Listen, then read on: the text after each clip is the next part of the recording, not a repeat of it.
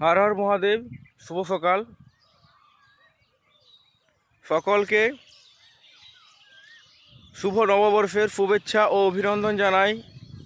নতুন বছর সকলের ভালো কাটুক ও সকলে ভালো থাকো। প্রতিদিন সকালে ওঠো ও গ্রাউন্ড এসো, সকলে প্র্যাকটিস করো নিজের জন্য, নিজের মা বাবার স্বপ্নগুলোকে পূরণ করার জন্য। এবং ছোট থেকে যে তুমি স্বপ্নগুলো দেখেছিলে একদিন, সেই স্বপ্নগুলোকে হারিয়ে যেতে দিও না। সেগুলি পূরণ করার জন্য স্বপ্ন দেখো, ভিজুয়ালাইজেশন করো,